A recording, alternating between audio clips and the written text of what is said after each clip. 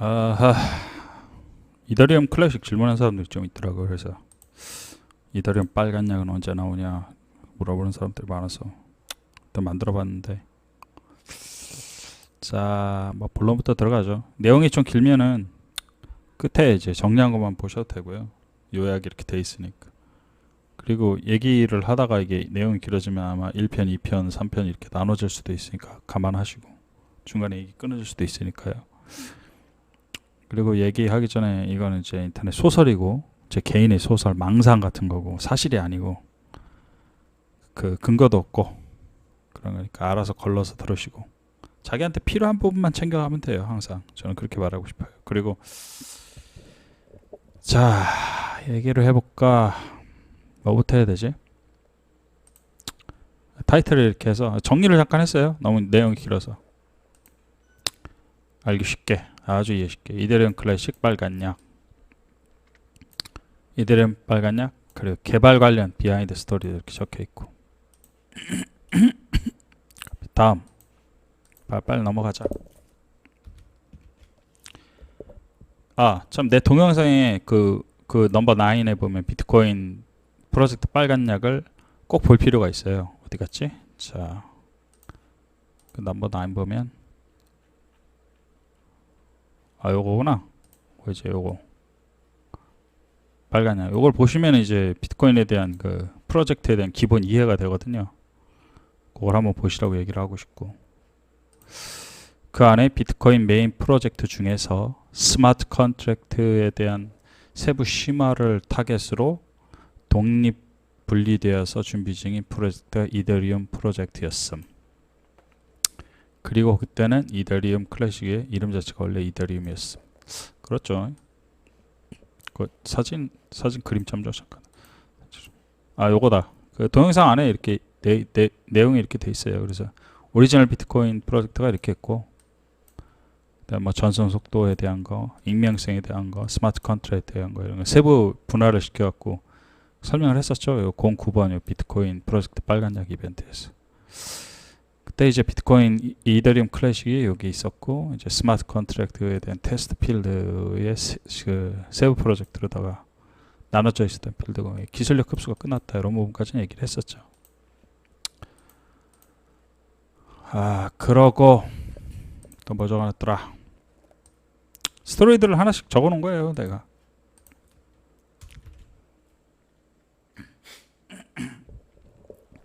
중국은 이제 오리지널 비트코인 프로젝트에 대한 그 라이센스에 대한 존재를 인지를 하고 있었거든요. 라이센스가 발효가 되면 뭐 어떻게든지 뭐 전 세계에 있는 그 사람들이 그 라이센스 빼도 박도 못하게 법으로다가 그냥 정해버리는 거니까, 그걸 이제 무시하고 저기 하려면은 어쩌고저쩌고 뭐 저 복잡하고, 뭐 갖다 어떻게 타개할까 생각을 하고 있었죠, 얘네들은. 그 오리지널 비트코인 프로젝트를. 그래서 그리고 이런 라이센스들이 또 개념들이 이제 법적으로 모든 거 하나하나 개방될 때 그 미래에 대해서 고민을 하게 됐어요. 중국에 있는 그 애들은. 왜냐면은 솔직히 그 기술, 비트코인의 블록체인에 대한 기술에 대한 그런 특허권이라든지 이런 것들은 전부 다 미국이 사실상 80%다 독점을 하고 있잖아요. 비트코인 프로젝트도 그렇고요. 그러니까 사람들이 생각할 때, 야, 비트코인 뭐 주인도 없어, 중앙화도 안 돼 있어, 그래서 뭐 누구나 다 할 수 있어, 이게 아니라 라이센스가 그냥 박혀 있는 거예요. 누가 만들었다, 이름이 이렇게 박혀 있고. 모든 코인들이 다 그런 구조니까 법이라는 걸 피해갈 수는 없죠. 사실 그런 것들이 어디 누가 말도 안 되게 뭐 법도 없고 뭐 라이센스도 없고 그런 코인은 누가 믿겠어요. 근데 다 오리지널 비트코인이라든지 심지어 뭐 다른 코인들도 그런 게 다 법으로 다 라이센스로 다 명시가 되어 있으니까 그런 것들은 손을 못 대는 부분들이 있다는 걸 항상 인지를 해야 돼요.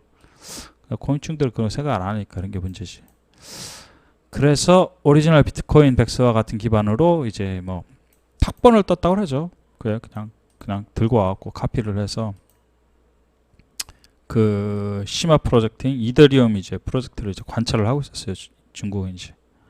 아, 요렇게 해서, 왜냐면 이더리움이라는 그 코인 프로젝트를 시작할 때는 이미 그 오리지널 비트코인에 있던 그 백서를 그대로 가지고 와서 이제 그 중에 스마트 컨트랙트 파트만 연구를 하는 그런 프로젝트였기 때문에 그 중국은 그걸 유심히 보고 있었죠. 이제 그 프로젝트 자체를. 그러다가 이제 자신들이 이제 중국이 이제 소프트 파워가 약하죠. 그래서 약간 소프트 파워하고 라이센스에 대한 선정권을 갖다가 자기들이 못 가지는 부분에 대해서 뭔가 쉽게 말하면 좀 비슷한 짝퉁 개념 제품을 갖다가 만든 거죠. 이제 그러기로 한 거죠, 프로젝트를.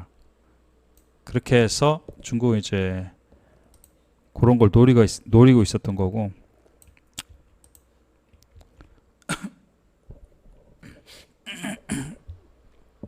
중국하고 러시아 자본은 그래서 러시아 출신인 그 비탈길 아시죠? 비탈길라고 하는 이제 자칭 이더리움 창시자라고 씨부리는 이제 정신병자 사기꾼을 이제 고용을 해서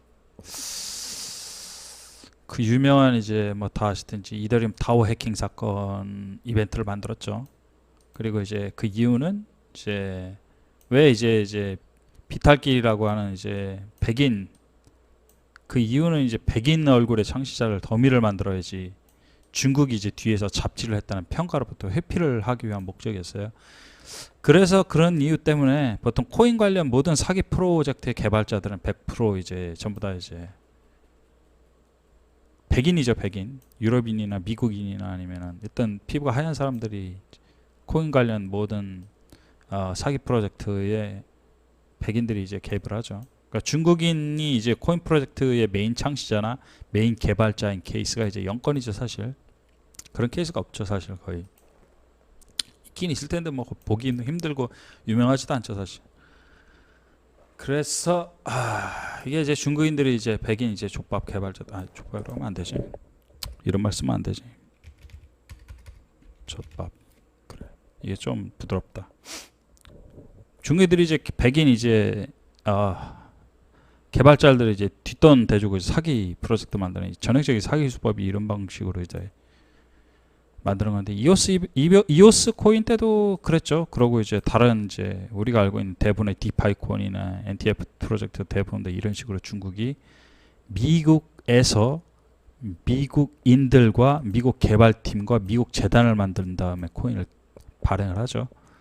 중국이 전형적인 쓰는 수법이 그건데, 중국과 러시아가 이제 그런 식으로 해서 다오 이벤트를 해서 이런 이제 이더리움 이제 창시를 했다고 이렇게 주장을 하게 돼요.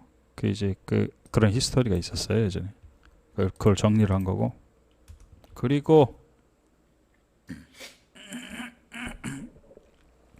다 아실 텐데 뭐 이더리움 그 다오 해킹 이벤트는 오리지널 이더리움 그 세미 프로젝트, 아까 그 설명한 이런 저 테스트 필드 프로젝트를 이제 해킹을 해서 이더리움 클래식을 해킹을 한 거죠. 그래서 새로 이제 체인인 ETH를 만든 거죠. 이게 지금 현재 이더리움이라고 하는 거고, ETC는 이더리움 클래식이라고 부르고, 이 하위 설명부터는 제가 이제 구별을 정확하게 하기 위해서 ETC 아니면 ETH라고 이제 발음을 할게요. 왜냐면 이더리움 어느 쪽이 오리지널인지 어느 쪽이 뭘 설명하는 건지 구별을 어려우니까 그냥 ETC, ETH로다가. 그래서 이제 원래 오리지널이 이제 ETC죠. ETC에서 이제 해킹을 해서 ETH를 얘네들이 만들죠. 그림 참조, 그림이 좀 보면 되고. 그리고 그 새로 해킹이 되어서 이제 중국이 완전 점유한 ETH라는 체인을 이제 지들이 이제 이게 오리지널이다라고 주장을 하게 돼요. 약간 헷갈리죠? 사람들이 거꾸로 알고 있죠. 한 95%는. 그리고 그걸 강력하게 주장하던 게 이제 ETH가 오리지널이다라고 강력하게 주장하던 게 그 오리지널 그 ETC를 해킹해서 ETH를 만든 비탈길, 해킹범 비탈길이 그거였고요. 그리고 심지어 그 후에도 중국하고 비탈길은 이제 중국 러시아 비탈길은 이제 오리지널 이더리움인 ETC가 이 거래소에서 이제 상장되거나 이렇게 되는 체인은 되거나 이런 걸 강력하게 방해를 하게 되죠. 그래서 지금 히스토리 전체적인 개발 스토리에 대해 히스토리 같은 거 설명을 하는 거예요. 그리고 여기 보면은 그림 이쪽에 해놨는데 되게 알기 쉽게 그림을 적어놓은 게 있었는데 어디 갔지? 여기 있네요. 그림. 그림 보시면요, 이제 프로토콜이 이제 여기서 이제 오리지널 프로토콜이 시작이 됐고요. 이제 2017년쯤에 이제 다오 이벤트, 해킹 이벤트가 시작이 돼서 그 ETH가 이렇게 나오게 되죠. 원래 오리지널 체인은 이제 원체인은 이제 ETC고요. ETC가 이제 오리지널이죠, 당연히. 근데 그걸 해킹을 해서 DAO가 나오는 거죠. 그래서 그게 이제 ETH가 되는 거고. 사람들이 거꾸로 인식하시면 안 돼요. 그러고서 이제 그 이후에 이제 2019년에 처음으로다가 이제 발언을 했죠. 이더리움 이제 포스로 전환하는데 2.0으로 발언을 전환한다. 그러면 이건 이제 포스로다가 전환이 되면 이건 이제 스톡이 되는 거잖아요. 주식이 되는 거죠. 발행 유가 증권이 되는 거예요. 그런 식으로다가 이것도 이제 또 한번 쓰레기가 이제 아웃해서 나가고, 세리스톤으로 이제 이 ETC 이더리움 클래식은 이제 뭐 앞에서 이런 해킹범들이 아니면 짱깨나 러시아들이 지랄을 하든 말든 그냥 오리지널 그냥 플랜으로 다 그대로 그냥 밀고 나가서 이더리움 클래식으로 그대로 체인을 유지를 하고 있고요. 그러니까 뭐 앞으로도 이 뒤에도 여기서 뭐 지랄을 해서 또 나가든 또 해킹을 해서 나가든 뭐 이렇게 해서 나가든 앞으로도 이런 이벤트들이 계속 있을 거예요. 뭐 여기서 저기를 해서 나가든 이런 식으로 있을 텐데, 그냥 이런 히스토리가 있고 현재 지금 이제 이런 식으로 다 진행이 되고 있다라고 하는 걸 인지를 하면 되고요. 자, 그리고 다음 넘어가자. 빨리빨리 정리한 거. 히스토리에 대한 그런 설명들인데,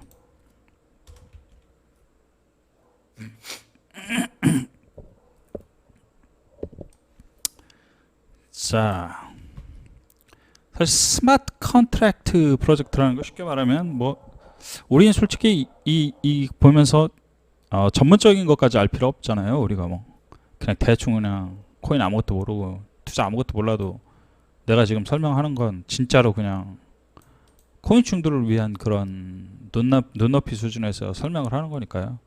스마트 컨트랙트가 뭐냐면 이제 쉽게 말해서 사람하고 사람이 이제 인간의 간섭 없이 조건하고 조건만 일치를 하면 서로 그냥 자동적으로 계약이 성립하거나, 아니면은 자동적인 그 인간의 추가 승인 없이 검증된 거래를 인정한다는 부분의 엔진 같은 거예요, 그냥. 그러니까 쉽게 말해서 인간의 간섭 없이 이렇게 거래 같은 게 탁탁탁 되도록 그렇게 하는. 이거 이제 100% 이제 오리지널 비트코인 안에 있는 특허가 인정되는 그런 부분이라서 이런 카피를 할 수가 없거든요. 사실 프로그래밍 소스 코드나 아키텍처 같은 것들은 이제 누가 제3자가 봐도 그 원 제작자가 코딩을 만든 것들을 수정을 할 수가 없어요. 왜냐면 중간에 함정을 너무 많이 파놓기 때문에 특허이기도 하고 봐도 못 고친다. 이래.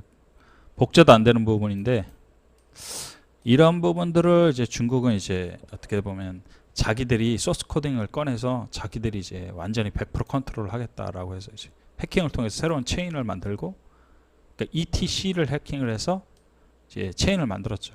ETH를 만들고, 이제 이건 이제 우리가 새롭게 창조했다라고 주장을 이제 하기 시작을 했고, 그걸 이제 백인 사기꾼들 고용해서 이제 면상 공개형 바지 사장으로다 이제 우리가 알고 있는 창시자라고 주장을 하고 있는 비탈기를 이제 고용을 한 거죠, 바지 사장으로.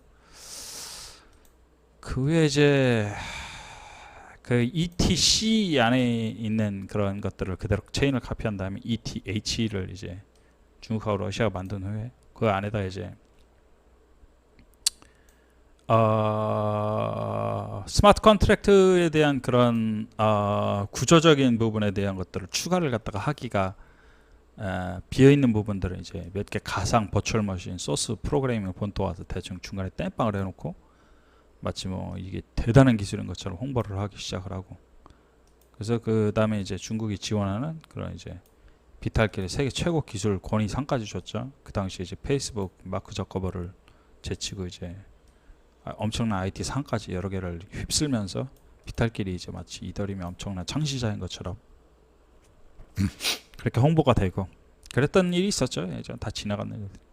그리고 그걸로 이제 우달식 라이센스를 등록을 해버리면서 ETH를 이제 오리지널 비트코인이다라고 이제 중국하고 러시아 주장을 하게 되는. 도덕적으로 보면 사실 극악에 해당하는 그런 말도 안 되는 그런 도둑질이면서 아주 진짜 딱 감옥에 가야 되는 그런 이벤트들인데, 이런 일들이 있었죠 예전에. 히스토리니까요. 다음 6번. 이제 그 후에 이제 모든 거래소하고 이제 코인 관련 커뮤니티들은 거의 이제 중국 자본에 의해서 컨트롤되고 있어요. 심지어 이제 우리들이 영어로 되어 있는 그 미국에서 나온 코인 커뮤니티라든지 코인 사이트들 이런 것들을 대부분 다 중국인들이 이제 그 돈 주고서 양키들 고용해서 만든 그런 코인 사이트들, 자기들에게 이론적으로 다 정보를 갖다가 저기를 하는 거죠. 그리고 이제 특히 한국어로 되어 있는 모든 정보들은 이제 중국이 컨트롤하고 있죠. 코인 커뮤니티나 코인 채널, 코인 게시판, 코인 관련 뉴스들 전부 다 이제 중국이 이제 저기를 하고 있기 때문에 이런 지질들이 어떤 식으로다가 진행이 되는지를 거꾸로 이해를 하고 있거나 대중들이 반대로 이해를 하고 있거나 지금 그런 상황이 매우 심각한 거죠. 그리고 이제 새로 만들어진 이제 중국어로 이제 위에 말한 이제 해킹건으로 만들어진 ETH를 이제 오리지널이라고 강력하게 이제 홍보를 하고, 그런 과정에서 전 세계 이제 병신 같은 코인 중 95%는 이제 ETH를 오리지널이라고 찰떡같이 이제 믿고 있고 그렇게 선동을 하고 있죠. 저 중국 미디어들이, 코인 관련 게시판들이 그렇게 알고 있고 우리가 모두 다 그렇게 알고 있죠. 그렇게 알고 있으니까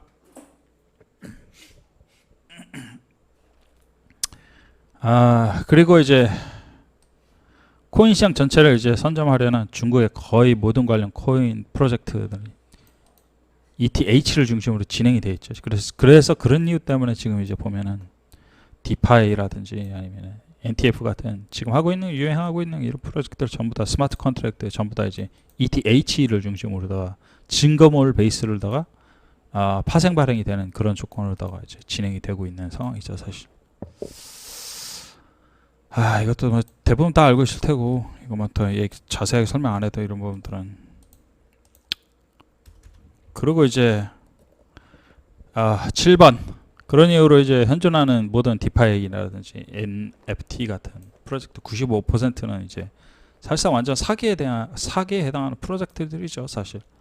그래서 이제 앞으로 이제 차기에 이제 금리 인상 같은 게 가속화되면 죄다 얘네들을 이제 파산하고 먹튀하고 이제 디파이 코인, NTF 관련한 프로젝트들 있잖아요.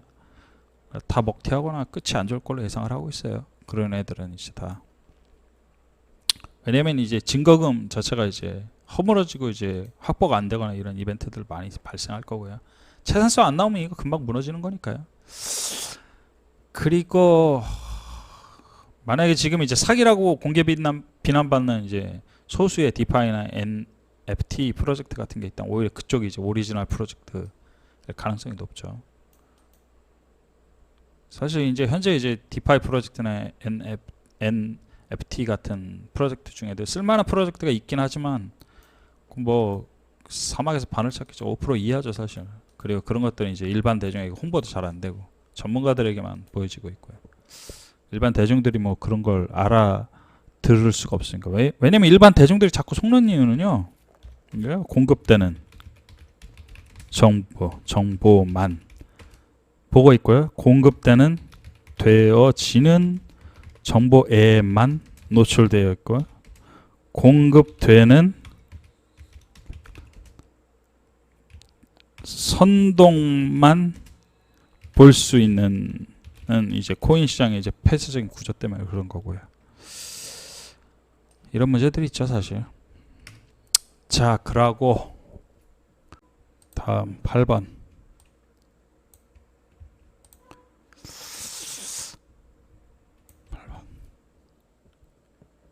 8번 이제 중국은 이제 해킹으로다가 ETH를 만든 후에 시장에서 이제 수단 방법을 안 가리고 이제 ETC를 삭제시키기 위해서 모든 그 노력을 하죠. 그래서 이제 거래소에도 상장 금지 못하게 하고, 그다음 매스미디어 총동원해서 창시자는 오직 ETH만 오리지널이라는 강력한 발언 그런 것들을 하고, 그리고 강력한 이제 중국이 점유를 하고 있는 채굴 시장 파워를 이용해서 ETC를 이제 그 당시 이제 해킹 이제 51% 공격, 이중 지불 공격 3차례나 하고, 그래서 이제 ETC 재단을 이제 2개로 분리시켜 갖고 이제 재단과 협회를 사실상 내전 상태에 십창을 내놓죠. 그 외에 이제 각종 이제 잡지를 해갖고 이제 막장으로 해놔서 사람들이 인지할 때 ETC에 대한 이미지를 이제 해킹이나 당한 삼류 걸레로 만들어 버려요. 그래서 거의 대부분 사람들이 5%에 해당하는 사람들이 이제 ETH를 오리지널로 알고 그 ETC를 이제 해킹을 당하는 버려진 체인, 걸레 뭐 이런 아주 악명을 갖다가 달게 되고 안 좋은 이제 저기를 달게 되고 아마 누군가 이제 엄청난 힘이 센 쪽이 이제 ETC를 이제 오랫동안 삭제를 하고 싶어 갖고 여러 종류의 이제 괴롭힘이 있었다는 걸 누구나 다 알고 있을 정도니까요. 많이 이제 그렇겠죠. 근데 95%의 코인층들은 그게 다 이제 이게 다 진실인지 알고 있고 ETH가 오리지널인지 알고 있고 ETC는 이제 버려진 걸로 이렇게 알고 있었죠. 오랫동안 거의 그랬죠, 사실. 근데 이제 문제는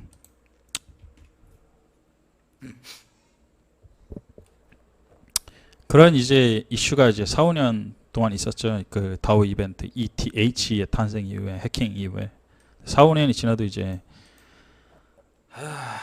진실은 안 변한다. 니들이 그런 짓거리를 해봤자 진실은 안 변한다라고 이제 단단하게 믿고 있던 이제 5%의 이제 콘크리트 지지층이죠. 콘크리트 클슬람들. 이클슬람이라고 하죠. 이클슬람. 얘들은 이제 이클슬람 세력들. 얘네들은 이제 신뢰도라든지 이런 게 어마어마하게 견고했어요. 얘네들은 거의 종교에 가까운 애들이 있어요. 클슬람 애들도 유명한데 얘네들은 뭐 뭔 소리를 해도 안 듣고 그냥 완전 콘크리트 같은 얘네들 어떻게 보면 덕골통인가 어떤 그런 새끼들이 이제 클슬람이 좀 저 굳건하게 믿고 있었고 얘네들이 이제 지지층으로 다 밑에서 잘 받쳐주고 있었어요. 한 4, 5년 동안 계속 그랬죠. 중국이 이제 ETH를 홍보를 하고 ETC를 비난을 하는 와중에도 클슬람들은 한 5%밖에 안 되는 클슬람들이지만 얘네들은 꽤나 무자헤딘의 버금가는 아주 강력한 지지를 보내고 있었다. 그런 히스토리가 있었어요. 왜냐하면 클슬람들 대부분이 이제 코인을 초기에 투자했던 그런 사람들이에요. 우리나라에서 코인 이슈가 되기 전에. 그래서 얘네들은 2014년에 2015년에 이제 다오 해킹 이벤트 이전부터 이제 ETC하고 ETH하고 이 두 코인에 대한 히스토리들을 처음부터 다 보고 있던 애들이고요. 특히 얘네들은 약간 코딩이라든지 전문적인 부분도 좀 어느 정도 이해를 하고 있는 애들이에요. 그래서 그런 해킹에 대한 이벤트라든지 히스토리 같은 것들을 다 잘 보고 있다가 그런 것들을 이제 블로그라든지 트위터라든지 인터넷 같은데 레딧 같은 데다 공유를 다 영어로 다 하게 되면서 얘네들은 진실을 보유하고 있는 그런 상태로도 얘네들은 모든 진실을 알고 있는 5%였음. 근데 클슬람들은 이제 그걸 다 봐왔던 거예요. 어떤 세력들이 어떻게 되든지. 근데 이제 이 클슬람들은 이제 소수의 세력들이고 이제 그런 사람들이니까 어떤 중국의 이제 중국과 러시아의 그런 방해 공작에 대응하지 않고 그냥 묵묵하게 그냥 ETC만 그냥 계속 매수하면서 조용히 지켜왔던 그 자리를 지켜왔던 그런 애들이고요. 그리고 뭐 그 사람들은 이제 재단하고 협회가 이제 어떤 식으로 내전이 진행이 되는지 어떤 방식으로 돌아가는지에 대한 진실만 이제 보려고 이렇게 노력을 하는 이 사람들이었고, 그리고 이제 현재는 이제 차차 이제 그 ETH가 이더리움 2.0이라고 해갖고 이제 가기 위해서 이제 포스 전환하죠. 이제 발행형 증권으로 바뀌는 거예요. 그러니까 이더리움이 바뀐다. 쉽게 말해서 그냥 막 발행해서 대충 사기나 처먹겠다. 이렇게 대놓고 사기를 치겠다. 이제 채굴도 안 하겠다. 우리는 그냥 이오스처럼 그냥 막 나가겠다. 이런 개막장으로 가겠다. 이런 얘기인데, 그런 부분에 대해서 이제 채굴자들을 중심으로 회의감에 이제 진실이 뭐였는지 하나하나 이제 되돌려보는 사람들이 증가한다. 클슬람들이 현재 증가하고 있어요. 그 이유는 뒤에 설명할 부분이지만 ETH가 이제 이더리움 2.0으로 가서 포스 발행을 해버리면 채굴자들도 이게 뭐야 하면서 채굴자들도 지금 엄청 시끄럽고 채굴자들도 되게 복잡하니까 진실이 뭐였어 하면서 그 역사를 공부하기 시작하는 거예요. 거꾸로 이렇게 돌려서 야 무슨 일이 있었던 거야? 왜 이런 일이 일어나는 거야? 원인이 뭔데? 야 왜 싸우는 거야? 하고서 이제 역사를 이제 되돌려 보는 과정에서 채굴자들도 하나하나 잠깐만 그러면 이게 아니었구나 하고서 오히려 채굴자들이 ETH를 채굴해서 돈을 벌고 있었는데 갑자기 채굴자들이 이제 클셀람으로 신기한 현상이죠. 전 예상도 전혀 못한 그런 지금 현상이 일어나고 있는 거예요. 그러니까 이게 그럼 오리지널이었어? 이거 더 싸네? 이걸 그냥 채굴 포맷으로 해갖고 이걸 돈을 더 버는 게 낫겠는데? 뭐 이런 식으로 지금 채굴자 커뮤니티도 지금 웅성웅성 하고 있어요. 내전이 워낙 심각해지고 이제 노출이 되다 보니까 일반인들하고 채굴자들까지 클슬람화 되어 가고 있는 그런 현상이 있었던 게 사실이고요. 자, 그리고 또 10번. 아마 그 코인 채굴 주변에 혹시 아는 사람인데 그 채굴 관련하는 사람들 80% 전부 다 ETH만 채굴 한다는 걸 전부 다 알고 있을 거예요. 유튜브 한번 찾아보세요. 뭐 채굴자, 채굴 억만장자. 한국에도 보니까 뭐 채굴 그 사무실 겁나 크게 저기 하고 운영하시고 그런 사람들 보면 전부 다 이제 ETH만 채굴하는다는 걸 이제 전부 다 눈치를 채고 있었을 텐데요. 왜냐면 BTC 같은 경우는 뭐 아니면 채굴 수익이 전혀 안 나온다는 거 다 알잖아요. 그러고 이제 그 이제 그만큼 이제 ETH라는 코인 자체는 이제 기술적인 측면에서는 더 이상 이제 미래 사용 가능성이 완전히 없죠. 속도라든지 답이 없는 코인이죠. 이건 완전히 확장도 불가능하고요. 많은 사람들이 사용을 할 수도 없고요. 완전히 그냥 쓰레기 같은 ETH는 이제 기술적으로 완전히 사망한 그런 개쓰레기 같은 코인이죠. 근데 기술적인 가치가 이미 10창란 코인에도 말이 너무 과격하다. 10창란이고 5창란 이렇게 하는 게 낫겠다. 코인인데도 유지가 되는 건 이제 채굴자들의 이익 구조 때문에 ETH를 끝까지 이제 현재도 채굴을 하는 80%가 유지가 되는 그런 이유가 채굴자들이 먹고 살아야 되니까 밥 먹고 살라고 하는 거예요. 그러니까 이 채굴이 어떤 기술적인 그딴 거 다 필요 없고 사실 돈 벌려고 하는 일이니까 이 부분도 저는 이해가 가요. 근데 대부분의 채굴자들이 이제 ETH를 이제 채굴을 안 하면 더 이상 이제 사실상 채굴 기구라서 더 이상 딴 데 수익을 낼 만한 코인을 찾기가 어려움. 이것도 이제 맞는 말이죠. 근데 ETH를 채굴 안 하면요. 뭘 채굴하고요? 채굴기로. 뭐 밑에 있는 뭐 이런 채굴들, 이런 코인들 있잖아요. 그 수많은 채굴 중에 채굴을 할 수 있는 코인이 몇 프로 안 돼요. 다 발행형 코인이야. 얘네들은 그냥 발행형 증권이야, 증권. 코인이 아니라 그냥 증권, 주식이야, 주식. 이거 다. 뭐 개수도 그냥 막 그 지들 뭐 꼴리는 대로 막 발행하는 게 이게 몇 개 안 돼요. 채굴 할 게 10%도 안 될 걸 채굴. 근데 그 중에 수익이 날 만한 코인은 더 적어. 답이 안 나오는 거야, 얘네들은 이제. 그리고 이제 ETH라는 코인은 이제 이제 코인의 개발 재단이라든지 아니면 개발자 코인 ETH 이더리움 재단 이제 비탈끼리 이제 예전에 현금 받고 이제 팔고 먹튀했죠. 그 비난을 엄청 그 인터넷 비난 엄청 많이 받았는데 그 검색해 보시면 다 나와요. 그래서 야 너 임마 미래 화폐라면서 네가 현금 받고 이더리움 재단을 다 팔아버리고 그냥 도망가? 뭐 이런 식으로 해서 그 뒤부터는 얘는 이제 어디 초대나 받고 강의나 받으면서 그렇게 먹고 살고 그랬던 걸로 아마 제가 이더리움 그 빨간 약 그 비디오에서 설명을 다 한 적이 있었죠.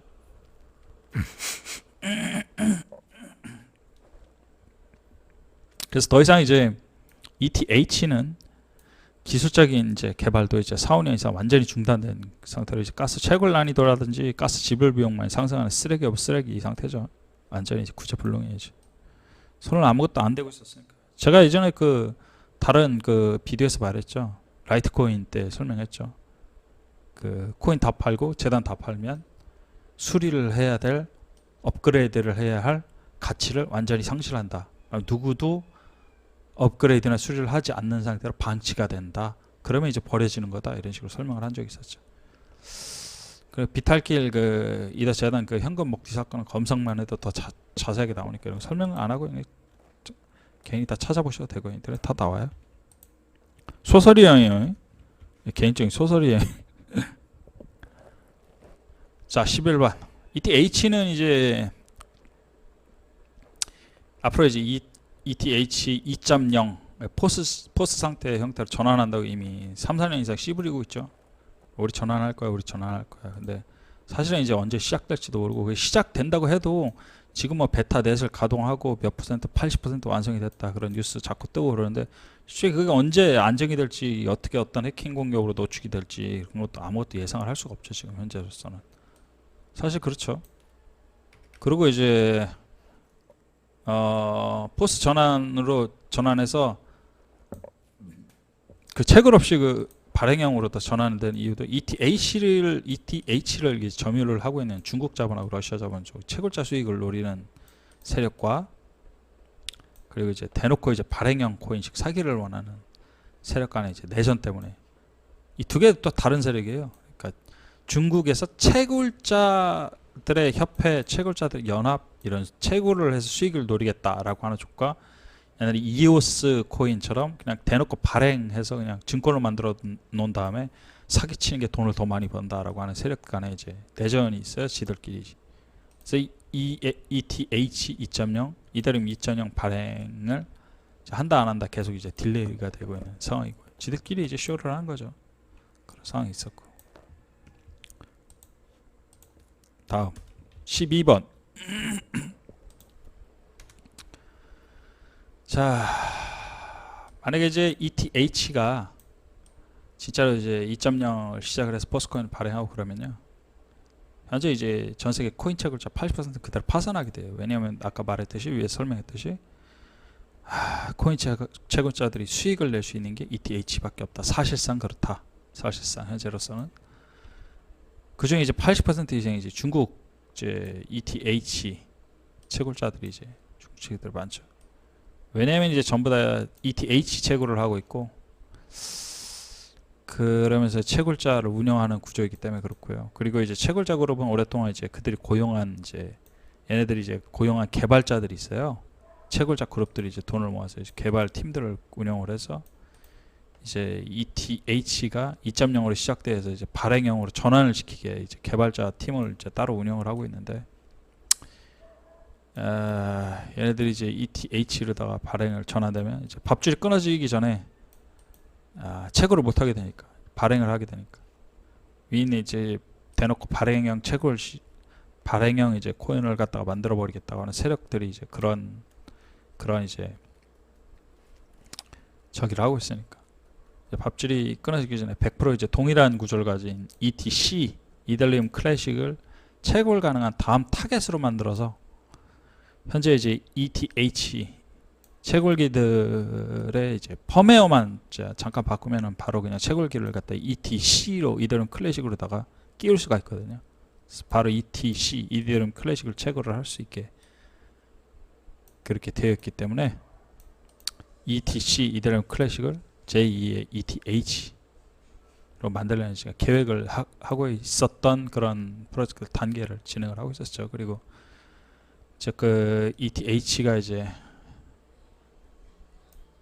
채굴이 불가능한 시대가 와도 포스코인으로 전환돼서 발행형 코인을 바꿔도 ETC 이더리움 클래식을 채굴해서 밥줄을 이어가겠다 라고 하는 게 얘네들이 이제 기본적인 플랜이고요. 자, 그리고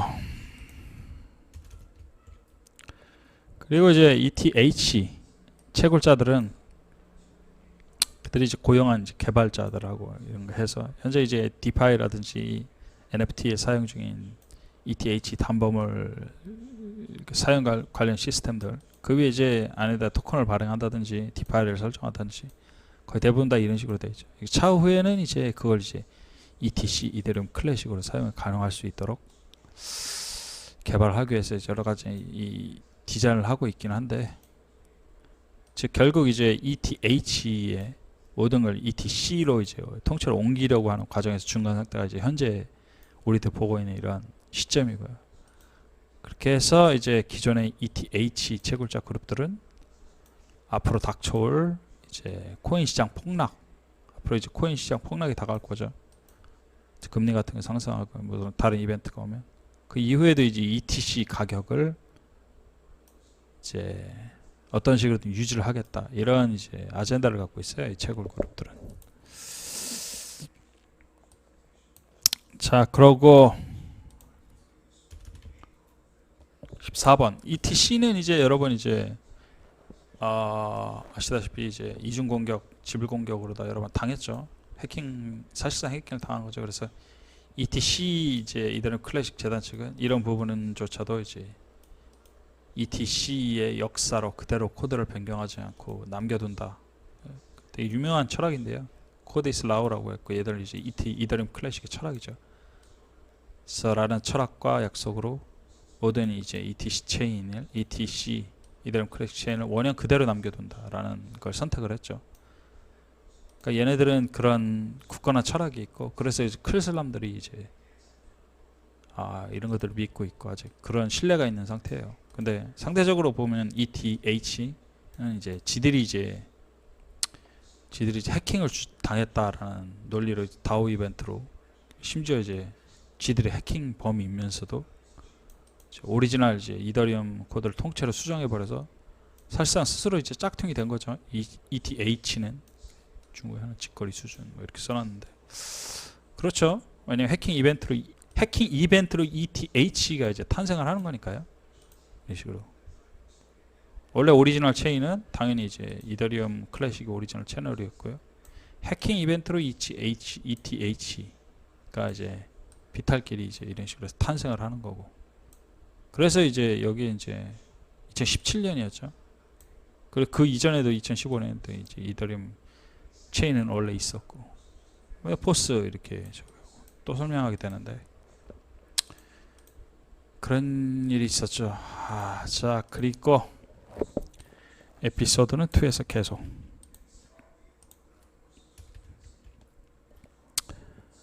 일단은 여기까지 말했는데요. 꼭 에피소드 1 비디오는 이렇게 만들었는데 내용이 이제 너무 길다 보니까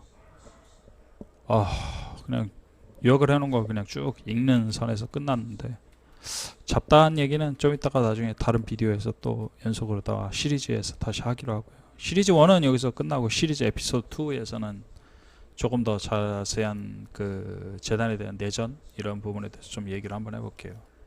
아마 그 시리즈 1에 대한 거 이더리움 클래식에 대한 개발 관련 히스토리에 대한 이런 부분들은 대부분 뭐 알고 있거나 뭐 저기 할 거예요. 다 알고 있었고 그런 일이 있었다라는 건 알고 있었으니까 그런 부분에 대해서 얘기를 잠깐 한 거고요. 비디오 내용이 너무 길어져 갖고 잡소리를 못 하겠네. 좀 웃겨야 되는데 웃긴 헛소리를 못 하겠네요. 일단 클슬람은 중요하다. 클슬람이 증가 중이다. 이런 얘기를 갖다 또 중요한 얘기를 하게 되고 또 에피소드 2에서 또 만들 테니까 봐주시고요. 지금까지는 다 소설이고 개인의 망상이었으니까 또 이상한 댓글 달면서 시비 걸면 어디에 살든지 지구 끝까지 쫓아와서 조사 버릴 테니까 그렇게 아시고요. 또 에피소드 2 꼭 봐주세요. 그럼 이만.